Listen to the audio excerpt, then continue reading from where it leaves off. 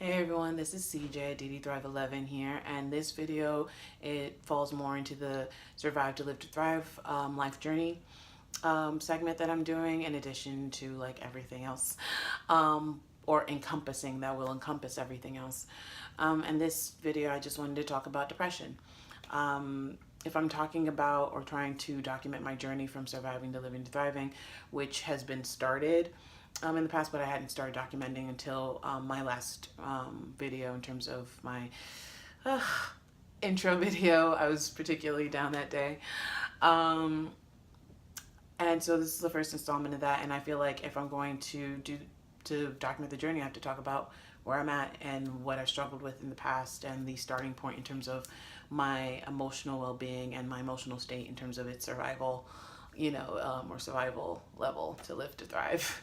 Um, and what better day than a day in which I'm struggling today? So I've been spending past several weeks trying to brainstorm and, write the perfect video, the right kind of video talking about depression. And that is kind of like part of the issue with what I go through in terms of my channel in general and how I upload and stuff and in my life. And depression has something to do with that. And I just decided to just come on and shoot, and because at this point I was also starting to develop my my anxiety started to kick in, because I don't like to at all, actually, and all the times that I have left gaps in my upload schedule, I don't like to. It actually makes me nervous because I do want to bring people content. It's just that I want to bring like really great content, and then I'm like struggle with trying to be organized, etc., etc., etc. And then I get in my head about like, oh man, this isn't right, that isn't right, this isn't right, this is, and then I end up getting to the point where it's like, am I going to make this video at all? So this video is not going to be perfect. And the journey isn't, which is the whole point of even me doing this whole thing. So for those, I don't know, expecting, I don't know what you're expecting, but I'm just going to give you what I got. So diving right in, the onset of my depression, I can't really, now that I'm like, or have been, especially over the past year, really looking back and having a lot of aha moments in terms of self-sabotaging beliefs that I thought only started at like, let's say, 20, and seeing seeds of it, or being reminded of seeds of it from further back into my teens. um, I with that happening in my life, I would like to say that I won't try to exactly pinpoint when my depression started. I will just say that when it really came to consciousness for me, and when it was really heavy and to the point of almost palpability, was when I was 18 and finishing high school, going into my first year of undergrad. I can't really say what changed, but around that time I was finishing high school, and you know how high school is. It's like the senior year, after you pretty much apply for college and stuff. And then this one was my high school. Excuse me. My high school was an arts high school. So after we'd done our auditions for schools and stuff, around which ends around February, March, then like school's kind of easy and stuff. And that wasn't the case with my class. And even a teacher actually commented on how run down my particular graduating class still was towards the end of school. And right after really noticing that, he gave us another, like, I don't know, 3 to 5 page assignment. So much for giving a shit, and that didn't help. So I guess the way it felt was just like a pressure. um, I I had thought that like I was just exhausted all the time. I thought I was burnt out because at the start of my senior year, I really went in, and like if a paper was due the following week, I had it done the next day because I was trying to be on it with, I'm like, this is the year. Let me get all my papers in. Let me get like my monologues up, like, just have the monologues that I want to audition with done early, etc., etc., etc. So I was ready on my A game. And the whole idea of for me was that, you know, there's a finish line and it's happening around March or April and stuff like that. And so when that didn't come, and when I still felt pressurized, I just blamed it on that. I was just like, oh, I'm really tired, I'm burnt out. It seems like the because my arts high school was boarding arts high school, and so I was like, it seems like the people that were whose charge were put into don't care, in terms of an example of that teacher that I just mentioned. And it's not to say that they didn't, okay, but that is how I felt, and I just chalked it up to that. And it just, when it didn't let up, when I went home over the summer, and even at school during orientation, and like just further into school, that's I didn't know really what to call it. I did say depression. I believe I started calling it depression, but I'm not sure whether I started calling it that before or after I started on campus, going to an on campus, going to on campus therapy. Excuse me. And the way I could describe it was that it was just very suddenly extremely hard for me to get out of bed. I felt like on my way to classes, the way I described it was, I felt like I was walking through quicksand through the entire day. And when it was, by the time I was in my sophomore and junior year was a little bit better actually, but in terms of like, that's socially, junior was a lot better. But in terms of going to class, back and forth, and going to my program, I often described it as I felt like I was walking through quicksand, and every step I took closer and closer to class, I felt like I was putting chains on myself. I felt like weighted chains were being put on myself. And that I can address more specifically in another video when I discuss, like, you know, trauma, etc., which is coming up. But that's how I felt moving through my day. I didn't understand myself. I didn't understand why I lacked so much motivation when it seemed like everything around me, like I was going to one of the top, you know, programs for acting that the country had to offer, you know, in terms of undergraduate programs. And I had a great, you know, for the most part, senior year. I just didn't understand why I was so sad all the time. And I would spend my Fridays eating my specialized pineapple, red grape, and yogurt, which I buy at Whole Foods because it was a lot cheaper, because the fruit bars, we paid by weight, plain yogurt and granola parfait, with watching Naruto, subtitled Naruto. I'm an animator, so that's what I spend my Friday nights doing. I thought I just wanted to be by myself, but I don't know, I guess I was kind of hiding out without really realizing, and sort of realizing, but not being bothered. I just didn't feel like being around people all of a sudden. And that didn't help with what I went through in my freshman year, in the fall. But that's how my depression manifested in terms of like my personal life. It permeated further in that, like, I just didn't relate to like anybody really. I didn't make a lot of new friends, like lasting friends, in undergrad. In fact, the only friend that I have that I really will say is a friend that I talk to on a consistent basis from undergrad is actually my best friend, who I didn't meet until the end of my sophomore year, because we were like going to be roommates junior year. So the way it manifested in my relationships is that I didn't really develop or have any, or definitely couldn't maintain any, with the school schedule being the way it was, and struggling with my feelings. So the way I can describe this for those who don't know, like, I probably should have started with the definition of depression, but I know a lot of people chalk up depression to hormones and a hormone imbalance in the brain. And I'm not saying that that isn't the case, because I do believe that that exists. But in terms of personally, the way it's to describe depression, it's like, and especially when there's someone like me who can actually think objectively outside and around depression, and see like, oh my gosh, nothing is really wrong. Like, the sky isn't falling. I'm not, you know, there isn't anything in particular, but it doesn't erase the fact that you're just still sitting in bed. You're just watching yourself almost sit and just like not be able to move.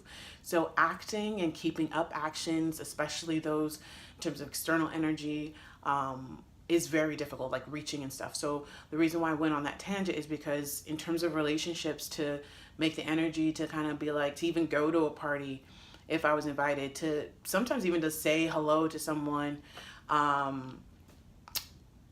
that I probably had a brief conversation with at a get together or something like that.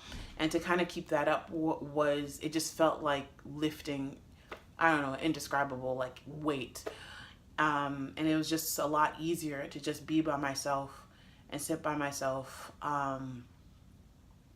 despite how painful that felt.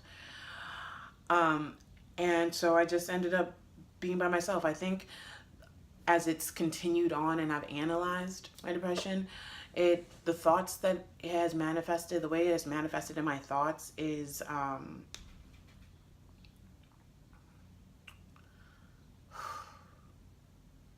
this is hard. I'm just saying that. So I can go with today. Who's gonna care about what I have to say about my depression?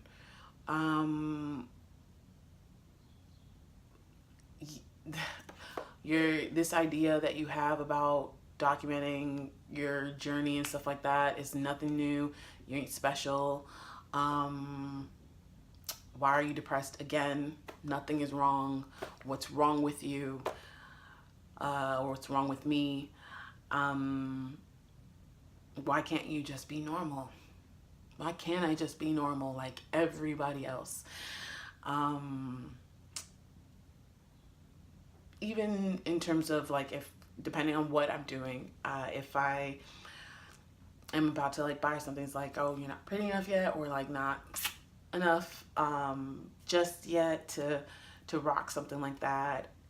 There's just plethora of ways, but what the resulting actions would be, like I mentioned before, in terms of relationships would be, and like in terms of my behavior would be like, I'm not calling anybody, because also one of the things is like, nobody, like, don't bother anybody with this, you know, like, why are you being such a burden to people?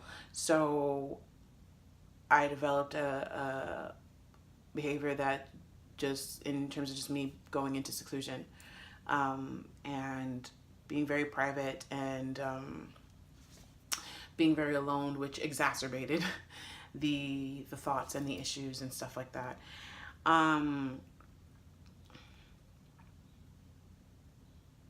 Sorry, I'm just like looking at my notes to make sure. Yeah, so I guess I kind of covered uh, the onset, the way it would manifest in terms of my thoughts and behavior. And now I'll move on to some of the ways in which I deal. If anybody wants to know more, or like wants me to elaborate on something, then please by all means go ahead, because I have not like fully charted out or planned out this video. So if there is something that I missed, if there's something that I jumbled or stumbled upon, by all means please engage with me. I'm not like some YouTube personality. I am a person who's putting videos up on YouTube, and one of the culminations, or the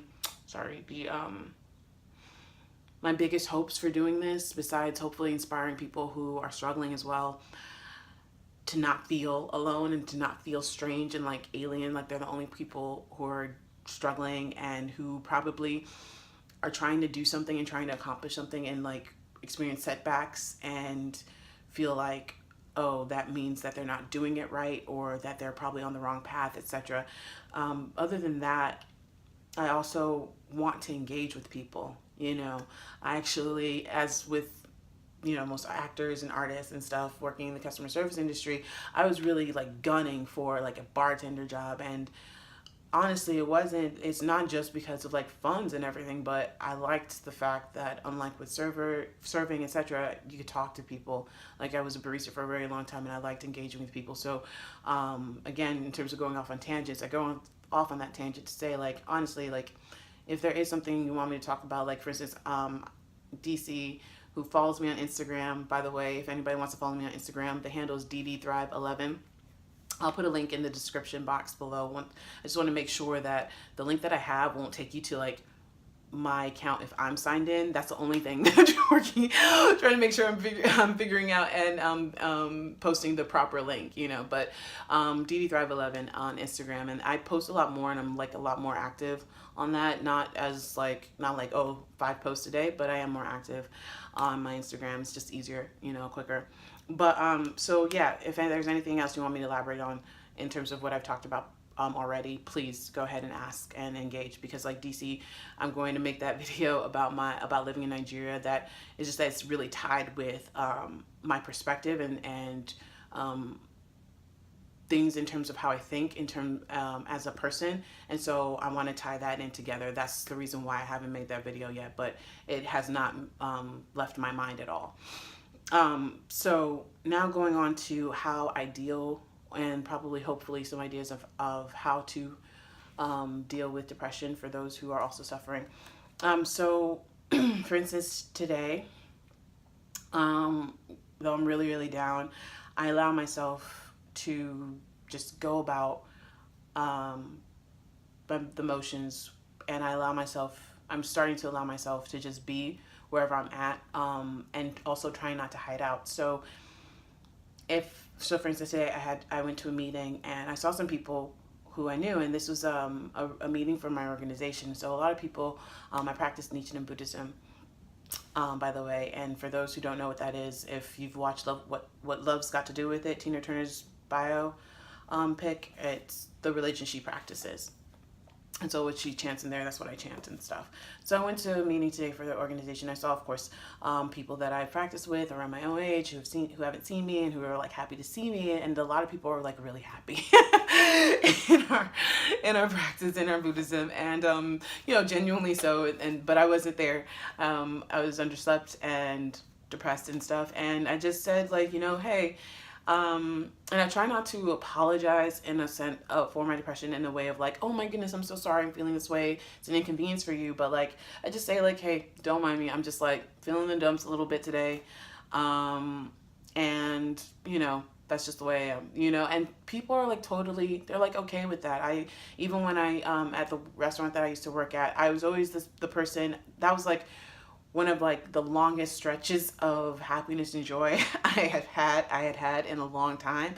And so I was a person who was always giving hugs to people, saying hi, etc., etc. But then when, you know, there was a couple of days in particular, I would say one day in particular that I was really, really down, and people were saying, hey CJ, and I was like, you know, but I told my floor manager and even some of those people, I was like, hey, don't mind me, I'm just a little depressed. I'm just like real struggling with my depression today. And that was it. That was all that. And people, and like the manager was like, we all have our bad days. It's okay, CJ, you know? And that's with an understanding person. And not everyone's understanding, but that doesn't also mean that I need to beat on myself, because that is pretty much essentially what I'm saying, is that the first thing that I do is just like try to allow myself to be like, oh, I'm feeling depressed today. And I try to work on staying there versus like, why am I depressed? Oh, great, I'm depressed again today. Great, now I have to go out and people are going to feel some kind of way and da-da-da-da-da. And that is the rabbit hole that I go down that keeps me secluded, that then leads to the ultimate decision of like, okay, you know what, I'm staying inside because I you know, it's better for me to stay inside than like to bring other people down, etc., etc. And I went to the meeting, saw some people, said that they were fine. They're fine with it. They're like, oh, okay, it's okay, it's okay. Just feel better, you know, just be like, you know, make sure you're okay and everything. And like, let me know if you need anything. And also another thing is that in terms of going through the motions is like, okay, I was like, oh, you know, today I'm going to do this, I'm going to do that, I'm going to do that, I'm going to go to the meeting, I'm going to then go pick up and I may not do all of that. I just like organized my closet a little bit. And by organized, I mean, I like took the suitcases that I didn't need and put them into a little storage closet downstairs. And it's like, but I did something. So in a TED Talk that I had watched, I will find the video and put the link in the description box. It was a TED Talk by a young woman who was suffering from multiple diseases, including depression and anxiety. And she talked about how she would go through a list of things to do and do the small things on the list when it was particularly hard. So, for instance, say I took a shower, check. Brushed my teeth, check. And so that has always stayed with me. And I even watched that video like about 2 years ago. And that video has always stayed with me. And that idea has always stayed with me. And so that's also another thing that I do is, I had, for instance, thought that I was going to, like, once I came home, make myself, like, make stir fry and all that jazz. And it's like, nope, I went to Checkers and bought fried Lover's fries and a milkshake. And that's what I'm gonna do today. And I may cook later tonight, and I may not. And I'm just gonna tell myself that it's okay. And even like this video, I wanted it to be short, and it's like 20 minutes. And it's like the thought now, it's like, oh, this video's too long. You're taking up too much time. You're taking up too much space. Who's ever gonna watch this and stuff like that, etc., etc. So these are the thoughts that I like struggle with today, and I wanted to bring this. I keep talking in circles, and that's another critique. But I wanted to bring this to say like this to show you I'm serious. I'm just documenting from where I'm at. I'm not coming at you after the fact to give you like top 5 pointers. I'm still figuring it out. So I just organized my closet and I finally hung up my futon bed type of thing.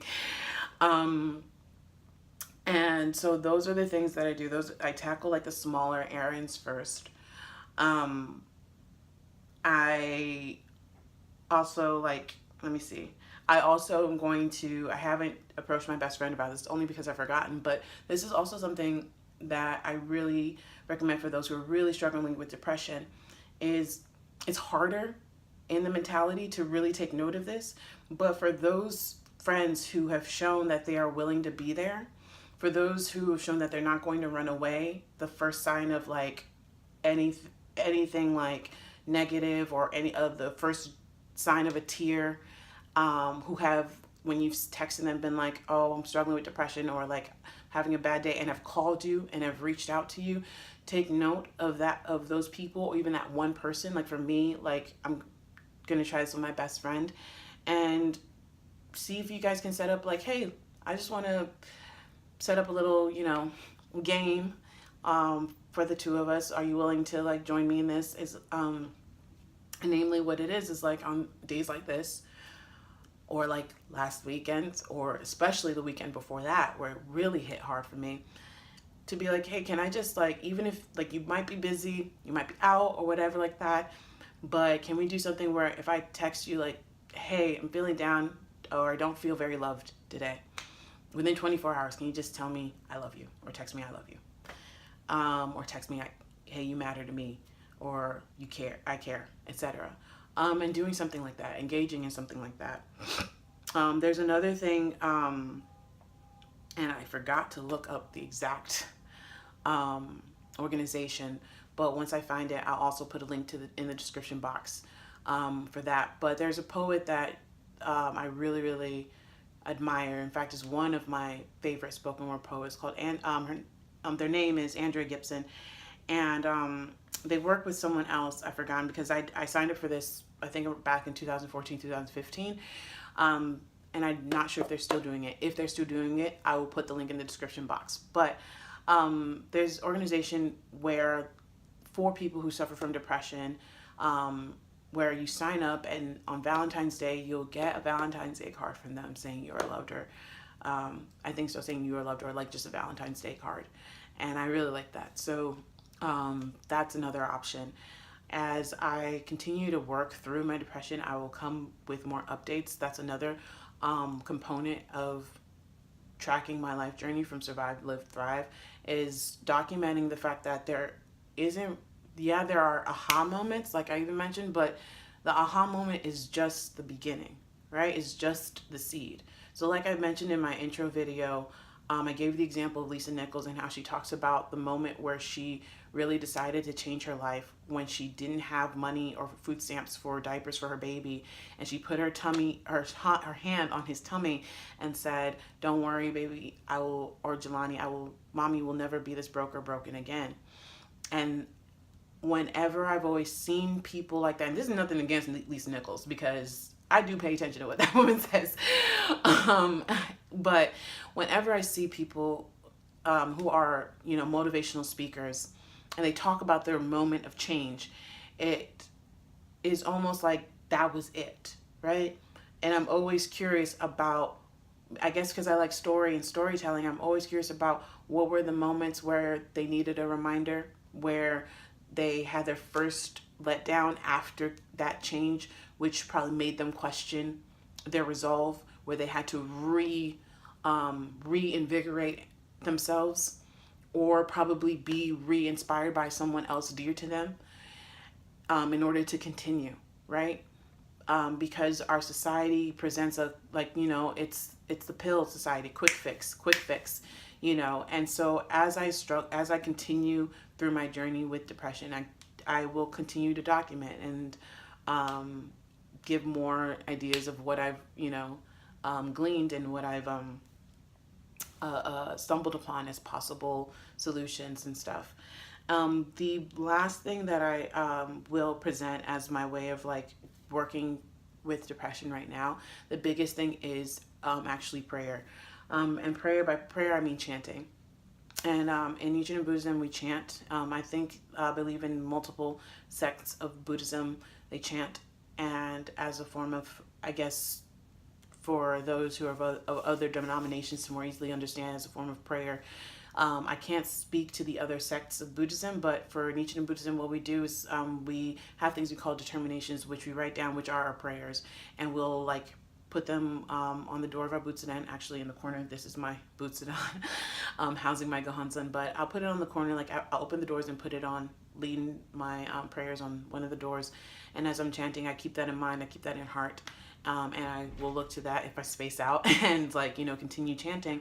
And a sister in, for lack of a better word, sister in faith, or a friend of mine, she called me and she was sharing with me that she had at one point realized she hadn't chanted to value her life. And so I was like, oh, let me try that. So I am currently chanting or praying to continue to value my life and value my own joy and happiness.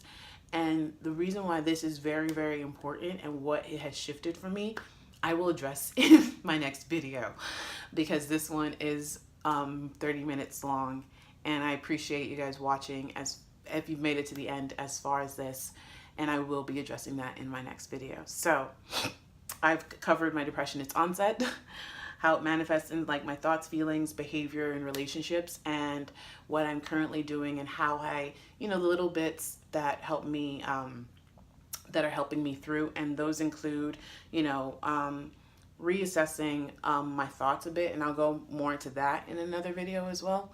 And these videos I will put in the description box. I'll list them in my description box as I make them. Sorry, excuse me. And but mostly in terms of my thoughts and actions, I just really give myself a break and let myself be. I also notice it and articulate that for myself. That can create a kind of like a little bit of a distance. And I also don't continue to beat myself up for feeling or for being depressed. And I also stick to little tasks in the day. I've also talked about an exercise you can do with a friend, as well as the organization that I mentioned, the poet Andrea Gibson works with or has co-started, etc. And prayer, like to value your life and your joy, or like to believe in your inherent value, which is something, inherent value being like something nobody else can take away, nobody else can replicate, that is inherently yours. And that I will go into in another video. All right, so I hope you guys are enjoying your Memorial Day weekend. You know, I don't know. No, just have fun. And until next time, thank you so much for watching this video. I hope you guys have a wonderful day. And for those who are struggling today, prayers are with you. And until next time. All right, guys. Bye.